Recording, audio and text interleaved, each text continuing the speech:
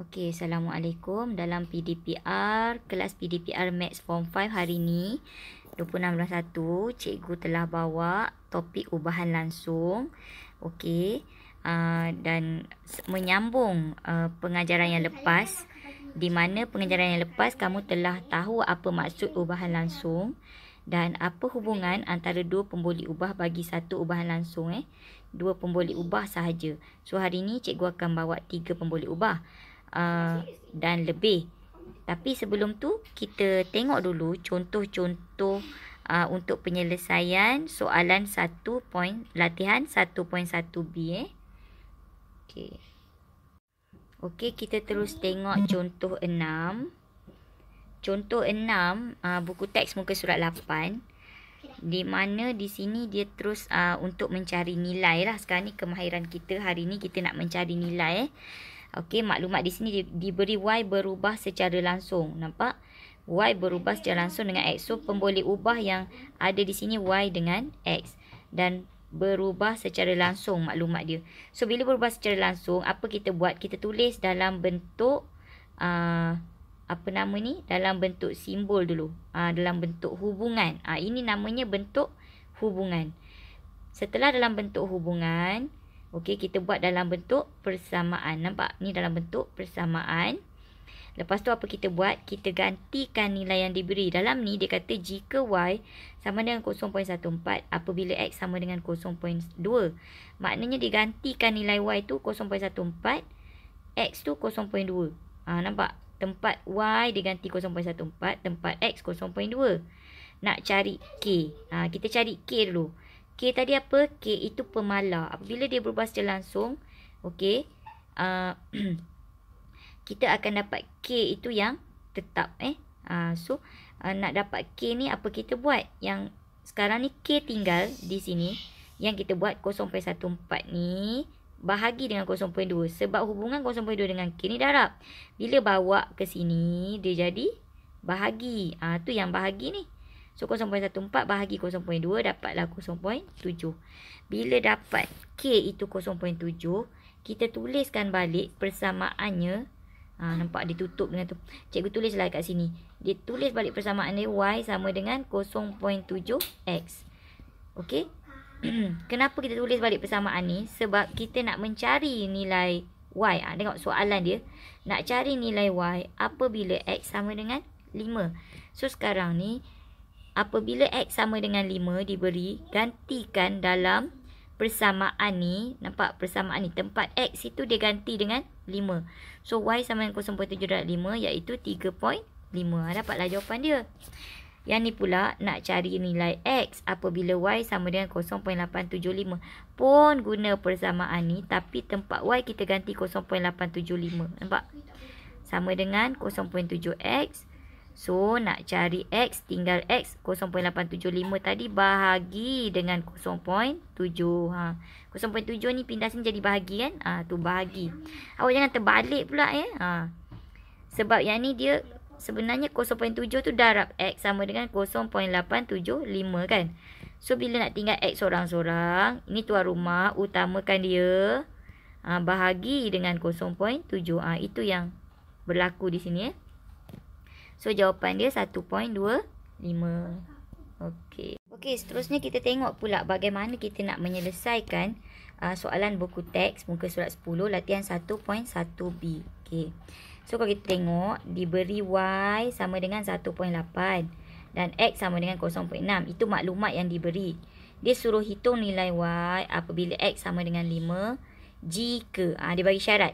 Jika A tu dia kata Y berkadar langsung. Ini maksud kita baca macam mana berkadar langsung dengan X. Bila Y berkadar langsung dengan X, ini dalam bentuk hubungan simbol. So, simbol hilang. Sekarang kita hilangkan simbol. Kita ganti dengan sama dengan K. Simbol hilang, ganti sama dengan KX. Ini langkah yang kedua. Langkah yang pertama, tulis persamaan. Ni kita tulis persamaan lah. Daripada maklumat tadi, daripada soalan Y berhubung secara langsung dengan X, Y sama dengan KX. Lepas tu apa kita buat? Kita nak cari nilai K. Bila nak cari nilai K, kita gantikan apa maklumat yang diberi Y dengan X itu. So kita ganti tempat Y 1.8. Okey, K tempat X 0.6. Bila kita nak menggantikan X, kita letak dalam bracket. Letak X tu dalam bracket. Sebab bila letak nombor dalam bracket, ini menggambarkan K ni darab dengan 0.6 ni. So K sama dengan apa nak buat, 0.6 ni kita bawa ke sebelah sini, dia jadi bahagi 1.8 bahagi 0.6. Tak boleh 0.6 bagi 1.8 ya, ingat. Sebab yang kita nak bawa sekarang 0.6. Kita kena utamakan tuan rumah. Tuan rumah di sebelah sini kan ada 1.8. So 1.8 bahagi 0.6. So kita akan dapat K ni adalah 3. Okey, bila dapat K 3, alright. Sekarang ni kita nak menghitung. Soalan dia kita nak hitung nilai Y apabila X sama dengan 5. So apa kita buat? Kita tulis balik persamaan ini. Persamaan Y sama dengan KX. Y sama dengan 3X. Nampak? Kita letakkan nilai K itu di tempat dia. Y sama dengan 3X. Kita dapat satu ungkapan Y dalam sebutan X. Itu. Bila dapat Y dalam sebutan X, barulah kita boleh hitung nilai Y apabila X sama dengan 5. So X tu 5. So 3 darab 5, 15. Maka Y nilai dia 15 lah. Itulah jawapan dia. Untuk nombor 6 dan nombor 7, kita sekarang berada pada latihan 1.1B kan. Okey, nombor 6 dengan nombor 7 awak boleh buat sendiri sebab sama je macam yang tadi tu. Dia pimai-pimai tang tu, dia cuma just soalan dia tu kona-kona tapi dia sama je. Maknanya step dia tu sama je. Mula tulis dalam bentuk hubungan, lepas tu tulis dalam bentuk persamaan, ganti nilai, macam tu je. Okey, kita tengok pula yang contoh 7 sekarang. Contoh 7 untuk menyelesaikan soalan 8 dan 9 dalam latihan 1.1B. Okey, contoh 7 ni dia dah soalan bermasalah. Soalan penyelesaian masalah, bukan soalan ni bermasalah. Soalan penyelesaian masalah. So bila timbul soalan macam ni, kamu kena kenal pasti siapakah pemboleh ubah dalam soalan ni. Okey, sekarang ni dia kata luas L. Nampak? Luas L, maka L itu pemboleh ubah. Satu semi bulatan berubah secara langsung dengan kuasa 2 diameternya. Inilah pemboleh ubah lagi satu, D. Okey. So kuasa 2 diameternya. Kuasa 2 maknanya dia tulis macam mana? Kamu nampak dia tulis L berkadar langsung dengan berubah secara langsung dengan D kuasa 2. Ini rupa kuasa 2 diameter ni. Diameter dia D. Kalau kuasa 2 bagi D, maka inilah rupanya tulisan dia. D kuasa 2. So lepas tu apa kita buat? Kita hilangkan dia punya simbol, ganti sama dengan K. So lepas tu apa kita buat? Kita gantikan nilai diberi. Nampak? Diberi luas semi bulatan ialah 3.08 cm persegi apabila diameternya ialah 28 cm. So sekarang ni 2.8. So kita gantilah tempat L tu 3.08, tempat D tu 2.8 dan jangan lupa dia ada kuasa 2. Nampak? Kuasa 2 ni selalu pelajar tertinggal. So bila ganti tu awak jangan lupa. Bila kuasa 2 bawa kuasa 2. Kalau kuasa 3, kuasa 3. Kalau kuasa 1/3, kuasa 1/3 lah dia. Dia macam tu. So sekarang nak cari K 3.08 tu bahagi dengan 2.8 kuasa 2. So bila tekan kalkulator, sebenarnya bila awak tekan kalkulator ada yang cakap dengan cikgu.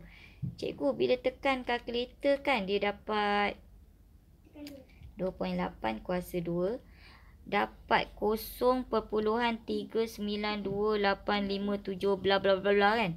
Okey, sekarang ni kalau awak dapat macam ni, awak tekan shift A B per C. Tekan shift A B per C. So awak akan dapatlah 11/8 tu. Dapatlah 11/8 ni. So sekarang ni okey. L sama dengan 11/28 di kuasa 2. Nampak ni? Awak tulis balik L sama dengan K di kuasa 2 tu. So gantikan tempat K itu 11/28 yang awak dapat tadi. So tulis balik persamaan. Ini langkah yang seterusnya. Langkah pertama tulis dalam bentuk hubungan. Langkah kedua tulis dalam bentuk persamaan. Lepas tu cari nilai K. Lepas tu tulis balik persamaan tu dengan memasukkan nilai K. Lepas tu baru kita jawab soalan. Soalan dia suruh hitung nilai D apabila L sama dengan 19.25. So kita gantikan L tu 19.25. Okey, dalam persamaan ni tadi kita gantikan L 19.25, 11/28 D kuasa 2. So nak dapat D kuasa 2 macam tu lah. Maknanya 19.25 tu awak darab dengan 28. Nampak ni? 28 ni bila bawa sini jadi darab kan? Darab 11 sebelah sini. So dia jadi bahagi 11. So bila awak tekan kaki tu dia dapat 49. D kuasa 2 sama dengan 49. Maka nak cari D lawan kuasa 2 ialah punca kuasa 2 49. So D sama dengan 7. Macam tu. Lawan kuasa 2, bila kuasa 2 sebelah sini, bila pindah sebelah sini jadi punca kuasa. Dia macam tu. Ini langkah alternatif. Guna kaedah perkadaran masa dulu-dulu awak guna kaedah ni. Sekarang ni guna ubahan lah macam ni. Okey. Sebelum kita buat soalan 8 dan 9, kita tengok lagi contoh 8. Okey. Sekarang ni dia kata tempoh ayunan. Bila tempoh ayunan pun boleh ubah dia A. A saat. Saat bagi saat A saat bagi suatu bandu ringkas berubah secara langsung dengan punca kuasa 2 panjang benang P cm. Okey, so maknanya saat cm ni ini unit. Unit tak perlu dimasukkan dalam pengiraan. Sekarang ni dia punya pun boleh ubah A dengan P lah. A itu apa? Tempoh. P itu panjang. Tapi dia berubah secara langsung bukan dengan panjangnya, tapi dengan punca kuasa 2. Nampak? Punca kuasa 2. So bila punca kuasa 2, ditulis beginilah. Ini dalam bentuk simbol A berkadar langsung atau berubah secara langsung dengan punca kuasa 2P. Dia tulis simbol macam ni. Lepas tu simbol hilang, tukar sama dengan K. Okey. A sama dengan K punca kuasa 2P. So lepas tu apa kita buat? Diberi. Nampak? Diberi bahawa satu bandu ringkas dengan panjangnya ialah 9. Panjangnya yang mana? Yang P lah. Okey, tempat P kita ganti dengan 9. Tapi 9 pun mesti ada punca kuasa tu. Jangan tinggal dia. Sebab ramai pelajar dia tinggalkan punca kuasa ni. Tu yang jadi salah tu. So, bila asalnya tu dengan punca kuasa, bawa sampai ke bawah punca kuasa ni. So, punca kuasa 9 sama dengan tempoh ayunan sebanyak 1.2 saat. So, tempoh ayunan tadi A ganti 1.2. 1.2 sama dengan K darab punca 9. So, sekarang nak tinggal K. 1.2 bahagi punca 9. Dapat 0.4. Okey. So, A kalau 0.4 je tak kisahlah. Kan? Ambil lah 0.4 tu. Tapi kalau yang kamu jumpa macam 0.3333 kan dekat skrin kamu kan. Skrin kalkulator kamu tu. Meaning jangan ambil yang ini. Selamatnya ambil dia punya pecahan. So kalau dapat 0.333 ni, kau tekan balik shift A, B per C, awak akan dapat 1/3. Awak guna 1/3. Jangan guna yang ini. Yang tak berakhir ni. Kalau 0.4 tak ada masalah. Sebab memang dia berakhir dekat satu titik je kan. Satu tempat perpuluhan je. So tak jadi masalah lah. Awak boleh guna 0.4 atau kalau tekan shift A, B per C, awak dapat 1/8. Macam tu. Boleh guna dua-dua lah. Okey. So sekarang ni 0 A sama dengan 0.4 punca kuasa 2P. Okey. Apabila P sama dengan 25, so gantikan tempat P. Dia kata hitung. Sekarang ni baru jawab soalan. Bila dah dapat K, dah tulis persamaan ni dekat sini. Bila kamu dah dapat persamaan dia tu dan K itu kamu dah tahu, baru kamu baca soalan. Soalan apa? Hitung tempoh ayunan dalam saat jika panjang benang 25. So gantikan panjang benangnya tu 25. Okey, kita nak cari A sekarang.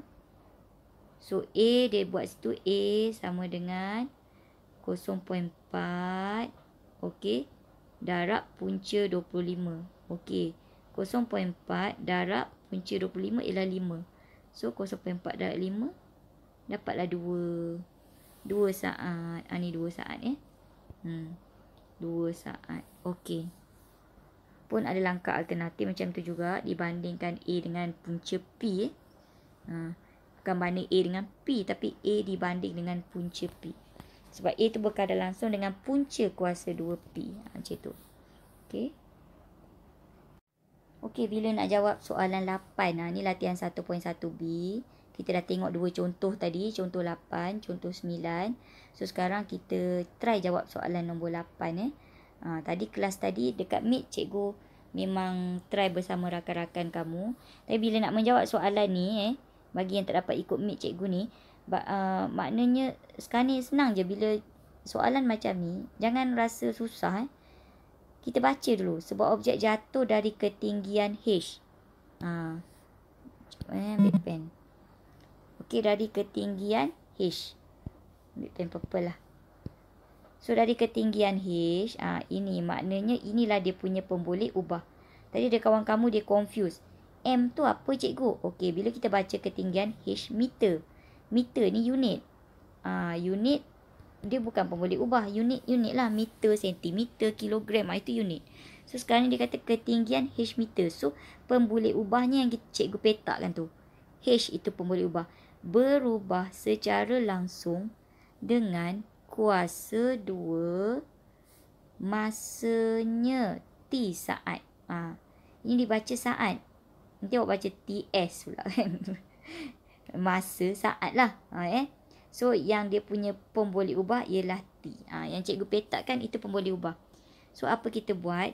Daripada maklumat pertama, bila kita jawab soalan ubahan ni, dia memang satu maklumat. Okey, kita terus tulis dalam bentuk simbol. H berkadar langsung dengan T. Yang M ni unit, yang S pun unit saat. Tak perlu diletakkan dalam jawapan. Tinggalkan dia dekat soalan saja. Di planet Q. Alamak, ada lagi satu huruf kan? Adakah ini pemboleh ubah? Tidak. Planet Q ni nama planet. So, dia bukan pemboleh ubah. So, sekarang ni hanya H dengan T saja yang terlibat di sini. Yang pemboleh ubahnya. Apa kita buat lepas tu? Kita hilangkan dia punya simbol. Gantikan sama dengan KT. Okey, lepas tu diberi. Bila dah tulis dalam bentuk persamaan, tengok yang diberi. Diberi bahawa objek itu jatuh dari ketinggian 5 meter. Maknanya ketinggian 5 meter ni H. So, tempat H ganti 5. Meter tu nak letak ke? Tak payah. Meter ni unit kan? Unit tinggalkan dulu. Bila nak kira tak perlu letak unit. Dalam masa 2 saat. 2 saat. So, 2 saat tu T. Nampak? T. Tempat T sekarang kita nak ganti dengan 2. Begitu. Lepas tu kita nak cari. Okey, 2. Oh, tapi cikgu lupa tadi. Dia kata berubah langsung dengan kuasa 2. Nampak tak? Kuasa 2 masanya. Bila kuasa 2, T ni kena kuasa 2. Kan dia cakap kuasa 2 T. So, T kuasa 2. T kuasa 2. Dan sampai ke akhirnya T. T tu kena kuasa 2. Jangan tinggalkan kuasa 2 tu. So, sekarang ni kita selesaikan 2 kuasa 2 dulu. K darab 4. 2 kuasa 2, 4 kan? Sama dengan 5. Alright, sekarang K nak tinggal sorang-sorang. Bila K nak tinggal sorang-sorang, 5/4. Ada yang dia tekan kalkulator kan? K sama dengan 5/4. Bila 5/4 awak tekan kalkulator, awak akan dapat 1.25. Boleh juga nak guna 1.25 pun tak jadi masalah. Nak guna 5/4 pun tak ada masalah. Okey? So, sekarang ni, okey, K dah dapat. Apa kita buat? Kita tulis balik. H sama dengan 1.25 T kuasa 2. Okey. Lepas tu, dia kata, kita dah tulis persamaan. Kita dah guna dah 5 meter dalam masa 2 saat. Tadi dah habis dah. Jangan confuse pula nanti kamu kata ada 2T ni nak masuk 2T pula 2H nak masuk yang mana 5 ke 45 kan. Tadi kita dah guna 5. Okey, sekarang ni dah habis dah. Kita teruskan soalan. Hitung masa yang diambil dalam saat. Maknanya dia nak cari masa T sekarang. Dia nak cari T oleh objek itu jatuh pada ketinggian 45 meter dari planet itu. So sekarang ni kita gunakan balik persamaan tadi. Dia nak cari ketinggian H, kan? Bukan. Dia bagi H, sorry. Dia bagi H, dia nak cari masa, hitung masa. Dia nak cari T, dia bagi H. So sekarang tempat H tu kita ganti 45 sama dengan 1.25 T kuasa 2. Okey. So T kuasa 2 kita tinggal 45 bahagi 1.25. Berapakah 45 bahagi 1.25 Okey, so bila tekan kalkulator kita dapat 36. Okey, sekarang T kuasa 2 sama dengan 36. Alright. Bila dapat T kuasa 2 36, maka nak cari T sahaja. Bila kuasa 2, okey, kita nak pindahkan kuasa 2 ke sini, nak neutral kuasa 2 tu, kita punca kuasa 2 kan. Punca kuasa 2 36. So dia dapat T lah.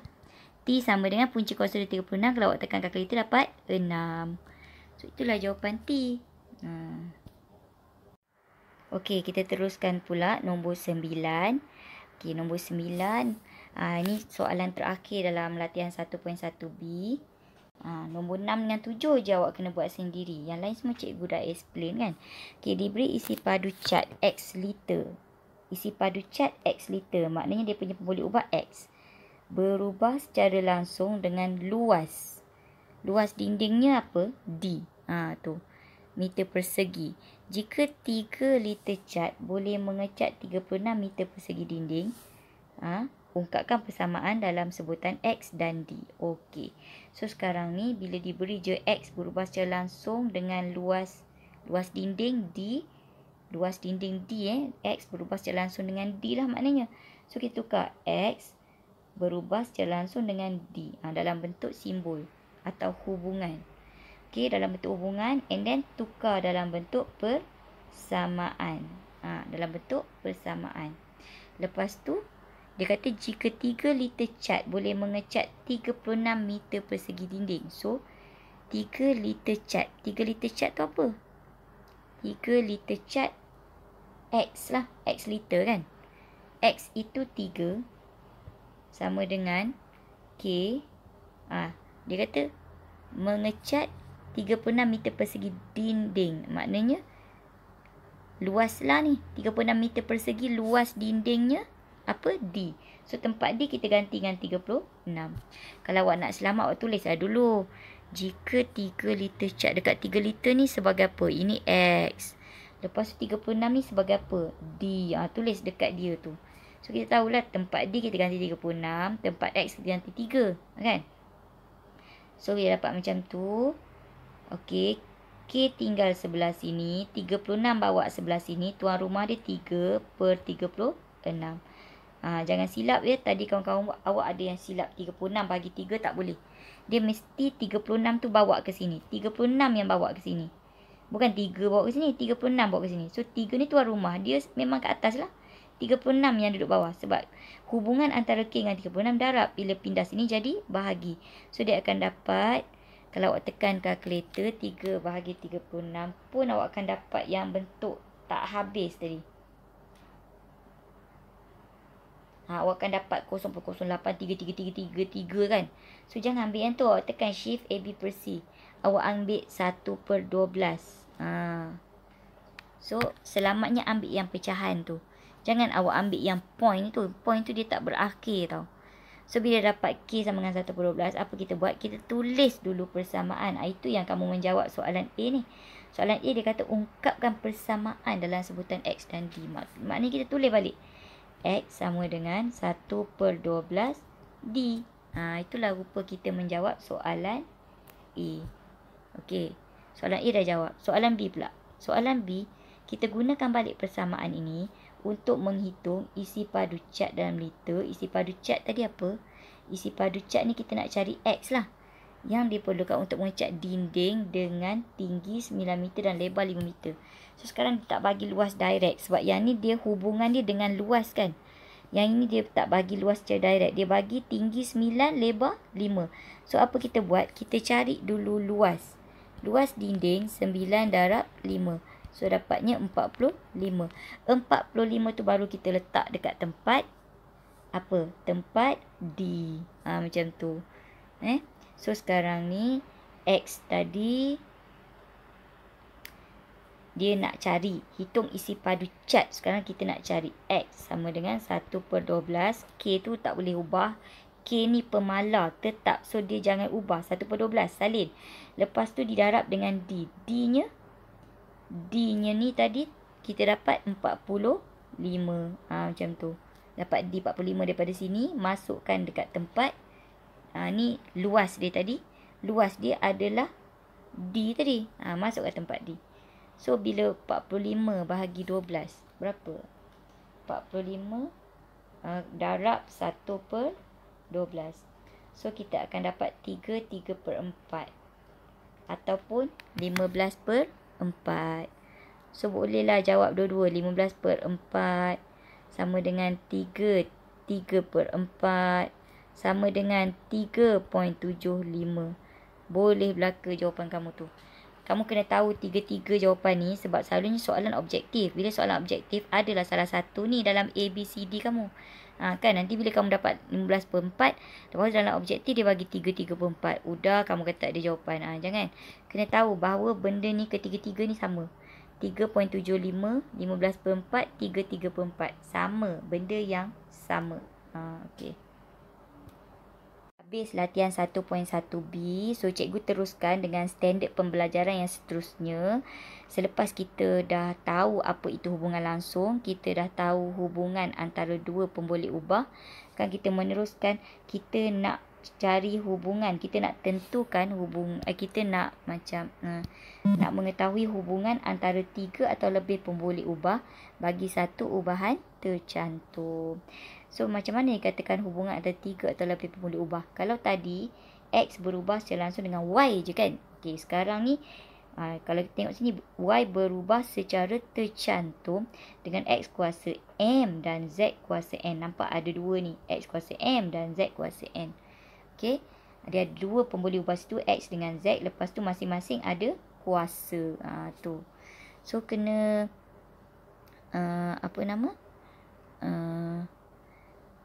dia darabkan aja dia tak ada per. Kena tahulah benda-benda ni dalam buku teks kamu maknanya amat penting takrifnya tu yang kamu tahu, konsepnya tu hanya darab tiada per. Kita teruskan contoh 9 Contoh 9 dia kata tuliskan hubungan dengan menggunakan simbol. Ni simbol cikgu panggil simbol alfa ni. Simbol ni dia simbol berkadaran sebenarnya. Okey. Berkadaran ni pula boleh secara langsung atau secara songsang. Ini baru kita belajar secara langsung Okey, so persamaan bagi setiap yang berikut. Dia kata tuliskan hubungan je dia nak. Dan persamaan. Okey, maknanya sekarang ni macam mana kita nak tulis hubungan? Cuba kita tengok P berubah secara langsung dengan Q dan punca R. So, apa kita buat? P, lepas tu kita letak simbol tu je lah. Kan, berubah secara langsung Q dan punca R. Nampak? Punca R. Tu. So, bila simbol ni hilang, dia ganti sama dengan K. Nampak? Tu. Yang lain-lain tu kamu salin je balik. Kamu ganti je sama dengan K. Itu je. Yang ni pun Y sama dengan K, W kuasa 2, X kuasa 3. Ganti je dengan K. Okey? Alright, cikgu teruskan. Okey, kita tengok contoh 10. Contoh 10 diberi bahawa X berubah secara langsung. Nampak ni? Simbol ni, cara sebut dia X berubah secara langsung dengan Y kuasa 2 dan Z. So, tulisnya macam tu. So, terus dia gantikan dengan persamaan K. Nampak? Sama K. Simbol hilang, ganti sama dengan K. Yang lain-lain sama. X sama dengan K, Y kuasa 2, Z. Follow je. Lepas tu apa kita buat? Kita gantikan nilai. Kat sini dia kata Jika X sama dengan 6. Nampak tempat X letak 6. Bila Y sama dengan 3. Tempat Y 3. Jangan lupa Y kuasa 2 maka 3 pun kuasa 2. Z sama dengan 5. Tempat Z letak 5. Dan nombor-nombor itu mesti diletakkan dalam bracket. Sebab kalau tak letak dalam bracket nanti dia jadi 35 lah pula kan. So mesti letak dalam bracket. Letak dalam bracket ni maknanya darab lah ni. 3 kuasa 2 darab 5. Macam tu. So sekarang ni bila nak cari K, 6 ni dibahagi dengan 3 kuasa 2 darab 5. Ini cikgu nak ingatkan korang. Jangan terus tekan kalkulator 6 bahagi 3 kuasa 2 darab 5. Make sure korang tekan bracket. Maknanya 6 bahagi. Lepas tu mesti ada bracket ni. Mesti ada bracket. Okey, lepas tu baru tekan 3 kuasa 2 darab 5. Tutup bracket. Mesti macam tu. Buka bracket, tutup bracket. Mesti ada. Bila bahagilah. Kes bahagi. Suatu nombor dia bahagi dengan yang banyak kat bawah tu. Korang kena bracket kan. Okey. So korang akan dapat. Yang ni pun korang akan dapat 6. Ada orang dia cakap bahagi 9 darab 5. Kalau cikgu tekan. Cikgu tak payah ni. Tekan kalkulator. Sebab tu cikgu dapat 2/15 kan. Boleh cancel macam ni. Tapi kalau korang tekan kalkulator, korang dapat 0.1333333 kan. So, apa buat? Tekan shift A, B per C. Tekan shift A, B per C. So, dapatlah 2/15. Ni macam tu lah. Tekan kalkulator dengan betul. Kalau awak terus tekan 6 bahagi 9 darab 5, awak akan dapat jawapan lain. Tak percaya, cuba try tekan. Tanpa bracket. Lain jawapan dia. Okey, lepas tu apa nak buat? Dia kata ungkapkan X dalam sebutan Y dan Z. Inilah rupa ungkapkan X dalam sebutan Y dan Z. Tulis je balik persamaan ni tadi. Awak dah dapat K tu kan? Awak masuk je nilai K. Tulis balik persamaan ni. Kat bawah ni. Macam tu. Tu jawapan dia. Ungkapkan X dalam sebutan Y dan Z.